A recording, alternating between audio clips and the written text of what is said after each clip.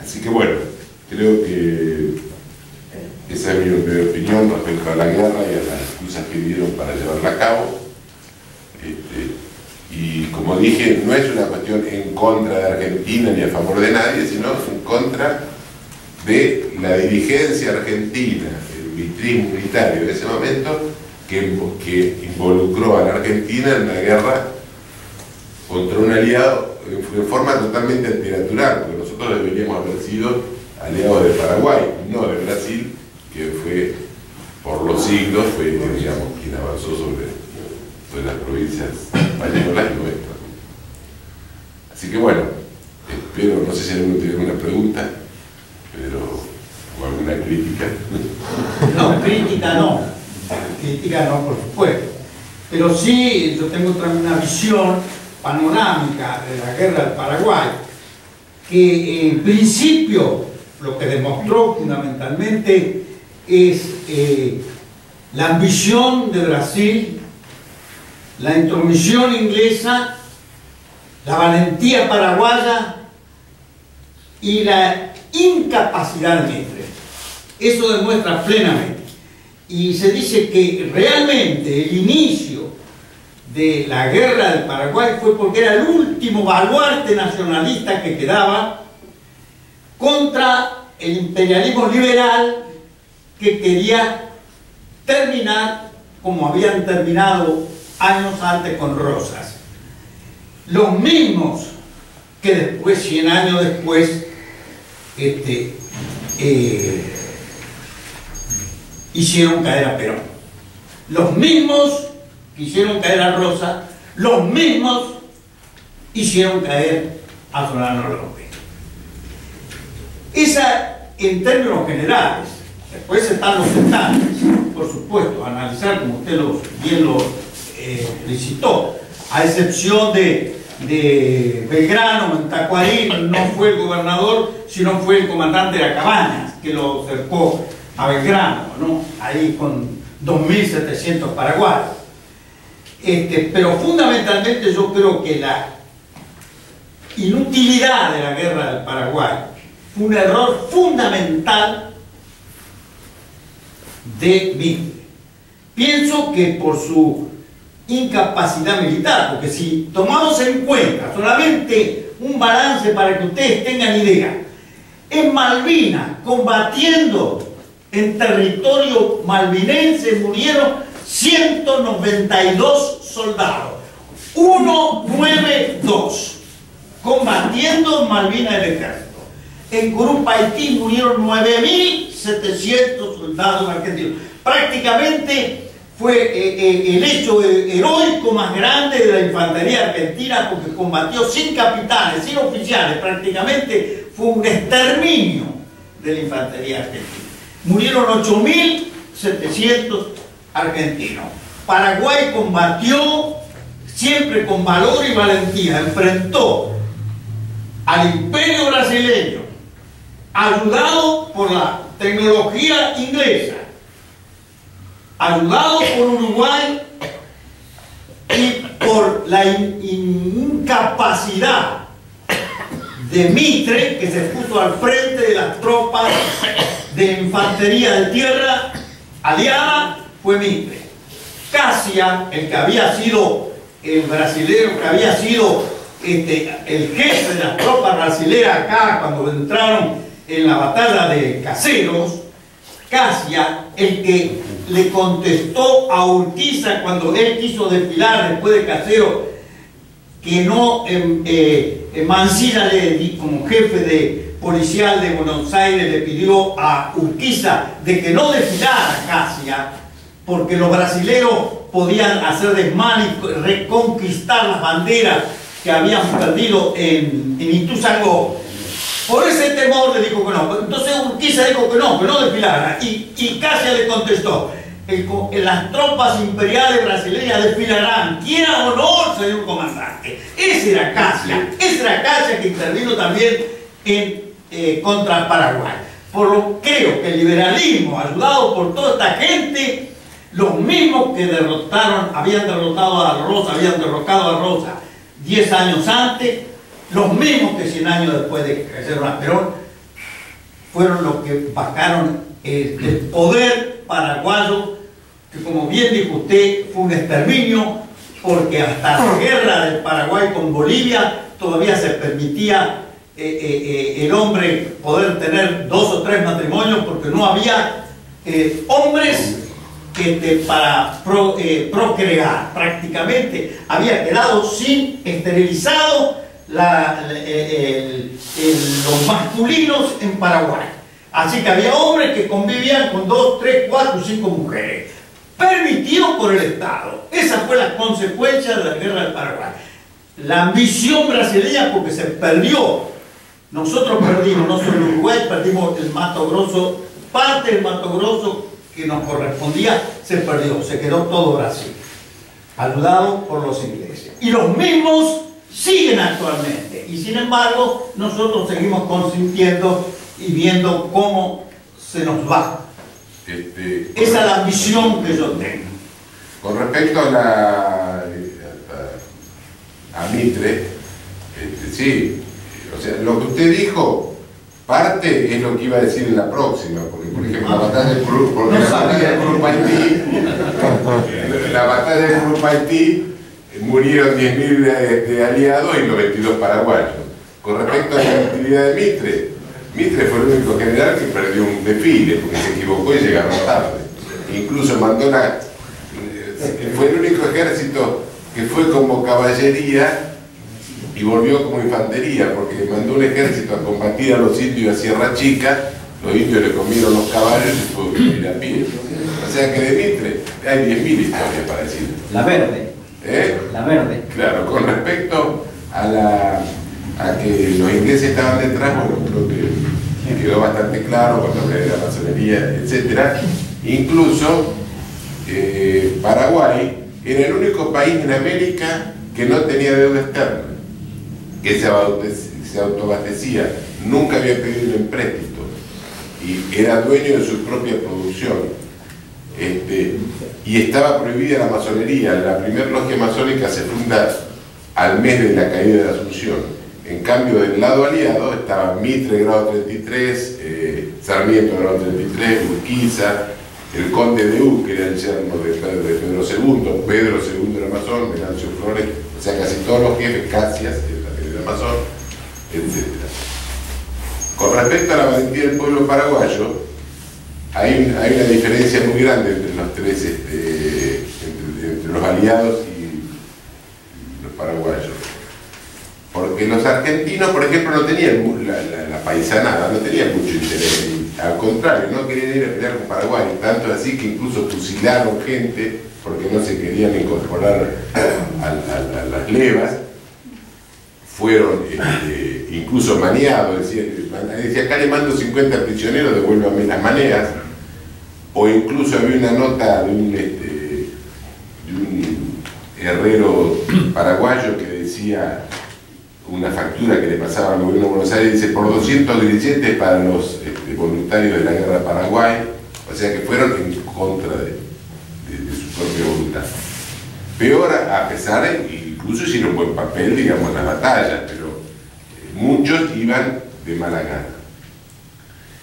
Los brasileños peor, porque los brasileños eran casi todos esclavos, que incluso la gente, los nobles mandaban en vez de un noble 5 esclavos. Entonces en la tropa brasileña había 40 negros contra un blanco. Y aquí los negros no iban a defender su propio territorio, iban a un pueblo extranjero, a un territorio extranjero, a defender un interés que no era el de ellos. Incluso era mucho más un pueblo más ignorante que los esclavos. Por ejemplo, hay una anécdota que dice que habían mandado a un grupo de gente a desarmar un telégrafo y entonces estaban levantando el cable y un brasileño dijo, no sé para qué quieren este cable, dice que hablan otro idioma. Y hablan el idioma guaraní. En cambio el pueblo paraguayo defendía su propio territorio. Inclusive el mismo Alberdi dice, entre el ejército paraguayo prácticamente no hay nadie que no sepa leer y escribir. Y que tenga por lo menos uno o más oficios. Por ejemplo, para un ejemplo de esto, los paraguayos llevaban en la guerra llevaban una imprenta, entonces emitían folletos o periódicos, incluso en portugués, que lo dejaban para que lo encuentren nosotros. Había uno que llamaba el cacique Lamparé, y el otro se llamaba el cabichuí. El cabichuí es una abeja paraguaya. Entonces se mostraba en la portada del diario, había un negro y un enjambre de abejas que los perseguía. E incluso ponían cosas cómicas, porque por ejemplo en esa época los brasileños espiaban con globos aerostáticos, trataban de espiar los campamentos paraguayos. Y los paraguayos, para engañar, hacían cañones con con hojas de palmera. Entonces, en un gráfico que habían puesto en un periódico, se veía un globo aerostático y estaba la caricatura de Pedro II con un catalejo tratando de mirar el campamento. Y en el campamento paraguayo había como 7 u 8 personas así en fila, que se habían bajado los pantalones y le mostraban el traste y decía, haciéndole mala cara al emperador. O sea, había hasta cosas graciosas en el diario. O sea que el ejército paraguayo estaba compuesto por hombres de cierta cultura que defendían su tierra e incluso peleaban alegremente, porque por eso ahí yo veo las diferencias. ¿Sí? Una pregunta, ingeniero. Por lo general, los negros esclavos argentinos fueron eliminados en las guerras de alianza. Y yo creo que en muchas guerras civiles, muchos dicen que es también por el clima, más frío, después se prohibió la esclavitud, etc. Pero las que más proporciones tenían de soldados negros en la guerra paraguaya eran sin duda los brasileños. Bueno, pues acá casi no quedaron. ¿Cómo? Acá casi no quedaron.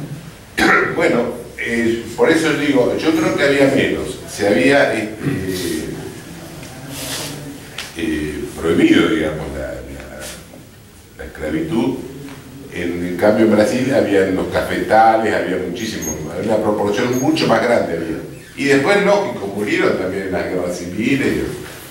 Y lo que se dice, vinieron con nombres de hombres prominentes, a nombre de ellos, a luchar. ¿En dónde? A la guerra. Los brasileños, sí, no sé, acá no sé. Argentina. Acá yo no, eso no lo he leído, no se puede saber. Lo que es interesante es que nosotros podamos tener una noción distinta de lo que estudiamos en los colegios. La repetición de batallas, las excusas que no existían, el porqué oculto de los inicios de las guerras. Y actualmente podamos aprender a tener una lectura distinta de todo lo que sucede en el mundo. Tenía un profesor que decía, no sé nada porque solamente leí los diarios. Yo en aquel tiempo digo, pero ¿cómo? No se nutre de los diarios. Claro, yo no sé, como mucha gente dice, no escuché la radio, no leí el diario. Y acá nos damos cuenta que hay una lectura de un gobierno mundial, una postura geopolítica, una lectura distinta, donde había alianzas que no figuran en los libros comunes. Eso es lo que nosotros, de alguna manera, tratamos de aprender y traer personas que nos hagan esa lectura y nos enseñen. Este es el esfuerzo que va más allá, como yo inicié diciendo, sobre la paranoia de la comunicación social o el relato de los políticos ambiciosos para lograr un puesto y un sueldo. Nosotros estamos exentos de todo ese tipo de cosas. Podemos preguntar libremente, no le preguntamos qué ideología tiene a la persona, tiene su opinión, la vuelta, y ojalá les satisfaga a ustedes esta lectura superior, que es el otro aprendizaje.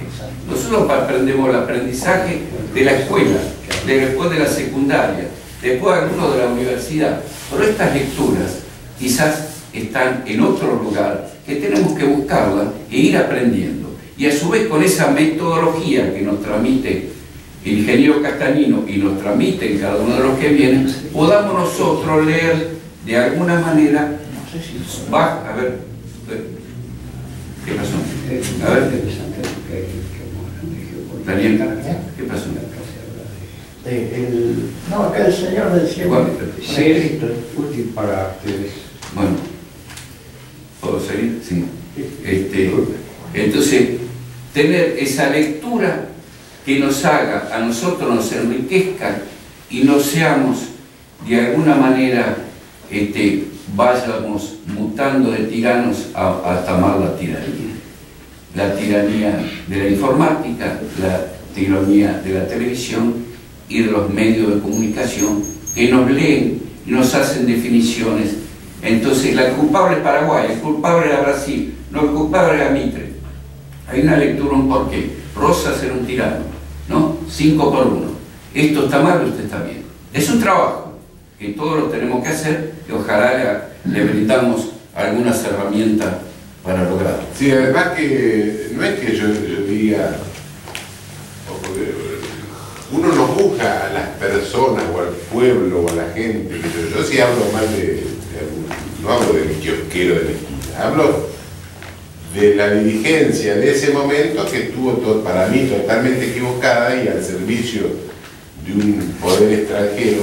Por ejemplo, en 1770 y pico ya había un documento que decía que Paraguay debía ser independiente, cuando acá ni siquiera se hablaba de que nos debíamos independizar. O sea que fue todo, para mí, todo como una secuencia. La Revolución de Mayo, por ejemplo, nosotros hablamos mucho de la independencia de 1816, pero cuando Artigas, cuando forma la Liga de los Pueblos Libres, que ya dije era Uruguay, Entre Ríos, Corrientes, Misiones, Santa Fe, Córdoba, declara la independencia en 1815, el arroyo de la China, acá en Entre Ríos. Bueno, de eso no se sabe, no está en ningún lado, no hay ningún libro, no, hay que buscarlo con lupa en algún lado. Y bueno, y para mí fue toda una continuidad, después fue Caseros, después la revolución de López Jordán, que va al ejército digamos también a reprimirla. Claro, a terminarla, a reprimirla. Y la guerra de Paraguay, que fue para mí una cosa breve, porque fue precisamente el mal ejemplo de un país que se autoabastecía, que no había producido deuda externa y que no necesitaba del imperio inglés para sobrevivir. Incluso hasta tenía barcos que cruzaban el Atlántico, llevando su propia mercadería. Así que bueno, esa es la... Hay un hecho que une a distintos hombres, como decía el profesor Barbera, ¿no? Que Rosas había llegado su sable a Solano López, así como San Martín, llegó el suyo a Rosas.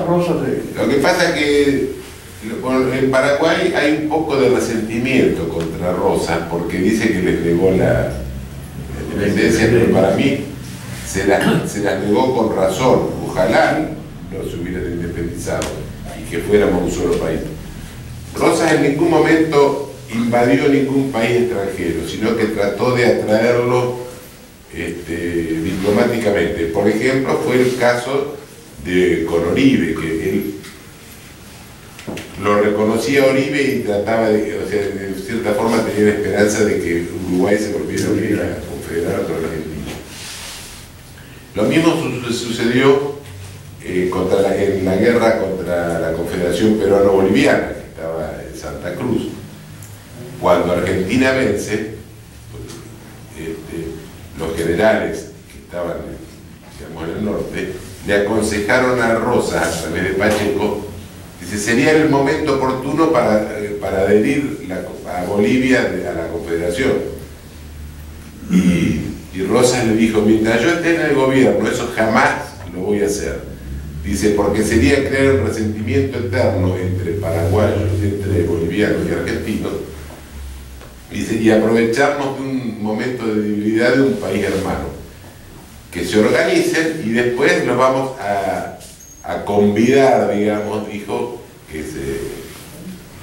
que se A integrar. se integren de nuevo a la Confederación. Y con respecto a lo que dije de Artigas hoy, porque para mí la línea federal es Gaspar Rodríguez de Francia, que fue el primero que le propone la Confederación. El segundo fue Artigas, que en la Asamblea del año 13 le propone hacer una confederación con la capital fuera de Buenos Aires. Coincide prácticamente con la política de Rosas, porque por ejemplo Rosas, cuando le escribe la famosa carta de Hacienda Figueroa a Facundo Quiroga, le dice: ¿dónde va a funcionar el Congreso? Dice, primero tienen que unirse, cada provincia organizarse para después unirse en una confederación. Dice, porque una constitución no une los pueblos, sino que los representa unidos. Dice, ¿y dónde va a funcionar ese Congreso? Para que funcione un Congreso, primero habría que fundar una ciudad que no pertenezca a ningún estado, para que no haya celos entre ellos, y lo dice con todas las letras, como hicieron en Estados Unidos, que fundaron Washington, que no pertenece a ningún estado. O sea, es el mismo pensamiento. Incluso Gaspar Rodríguez de Francia era admirador de la revolución, de la Confederación Norteamericana y de Benjamin Franklin. Cuando Belgrano lo fue después, al año siguiente de haber sido vencido en Paraguay, fue como diplomático a Paraguay,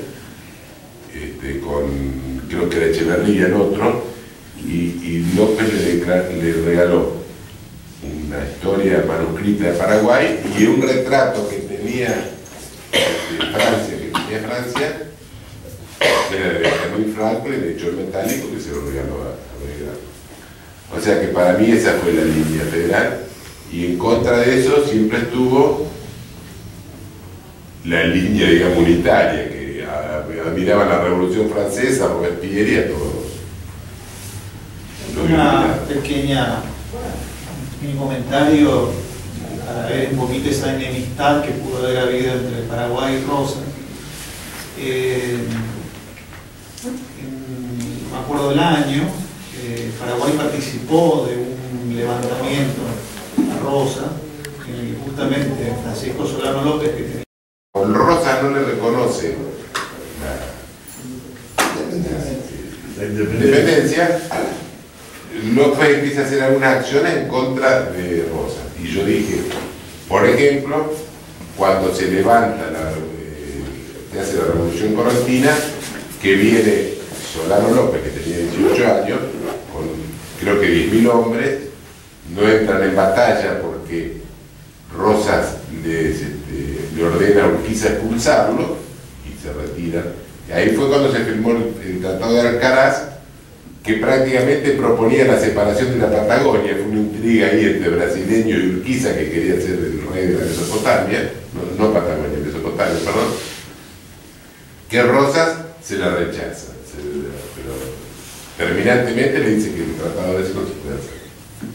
El problema es complejo, fundamentalmente porque yo dije que Mitre era un incapaz, quiero ratificar, mejor dicho, rectificar, incapaz militarmente. Sí, no. Militarmente. Lo dejaba hablar y amansaba peor. Pero la historia que él escribió, que fue copiada por todos, narrando el testigo, narrando su propia historia. Entonces es muy difícil, porque todo lo que hemos estudiado en base a eso. Por eso yo admiro su valentía de enfrentar un problema tan difícil, ¿no?, que se tiene sobre el Paraguay.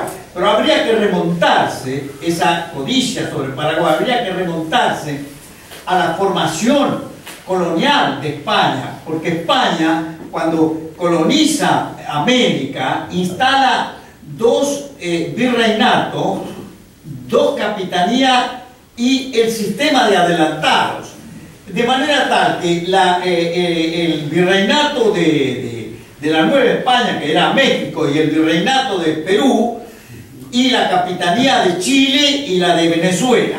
Pero en Paraguay, en Asunción, se instala el adelantado. ¿Qué era el adelantado? El adelantado era un socio del rey. Era un empresario civil que le daban autorización para colonizar y hacer lo que quiera. con la única excepción de que tenía que hacerlo en nombre del rey y darle el diezmo al rey. El 10 o el 20% de lo que con. Y Paraguay, por eso, España no instaló gobernación en Paraguay. Instala en el territorio argentino, lo que es del Río de la Plata, instala dos gobernaciones. La de Tucumán, que comprendía todas las provincias que nosotros conocemos, de Tucumán al norte, el centro de Tucumán, y Buenos Aires, que tomaba las provincias que conocemos del Terreno y Corrientes y las del sur. Todo eso era los adelantados, menos Asunción, porque Asunción era de un adelantado, no era del gobernador. El gobernador estaba en Buenos Aires y estaba en Tucumán. Eso era una empresa civil dentro del oficialismo. Entonces siempre hubo codicia contra el territorio paraguayo. De manera tal que cuando se crea el virreinato del Río de la Plata en 1776, que termina la colonia para ser virreinato, Paraguay prácticamente se niega a entrar en el virreinato. Por eso, cuando usted nombró la campaña de Belgrano a Paraguay, porque Paraguay no se somete y es mandado Belgrano a someter a Paraguay. Paraguay siempre fue codicia de el liberalismo internacional, porque no respondía al sistema común de la colonia, nunca respondió al sistema colonial. Era tenía, como toda empresa civil, tenía mayores adelantos que el resto. Buenos Aires tenía un gobernador que respondía al virrey del Perú, menos las provincias San Luis, San Juan y Mendoza, que pertenecían a la capitanía de Chile. Ese era el sistema. Por eso Paraguay fue codicia y por eso termina en lo que brillantemente ha narrado el ingeniero Castaño. Bueno, con respecto a la historia de Mitre, que por supuesto para mí es todo un invento, fue el hombre que se inventó a sí mismo. A mí después cuando publiqué el libro, un historiador me mandó un mail y me dijo: no estoy de acuerdo con usted porque lo critica mucho a Mitre. Y yo digo: lo comprendo perfectamente. Cuando critico a mi suegra, a mi señora también se ofende. Yo quiero invitarlos para el segundo sábado de junio sobre la próxima conferencia que va a realizar el coronel en retiro Horacio Ballester sobre el mundo en que vivimos, Argentina, el contexto internacional y la geopolítica en el Atlántico Sur. Bueno, ¿hay alguna pregunta más? Si no, lo despedimos con algo.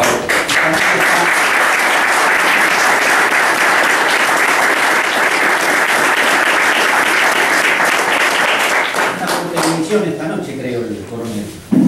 Sí. Si me permite, paso un aviso. ¿Cómo no? El canal de Encuentro ha iniciado una nueva ciclo que se llama Somos Memoria. Y no sé, está llamando a gente vieja con buena memoria para que se exprese. Yo la tuve el viernes, pero hoy a la noche a las 20 repiten.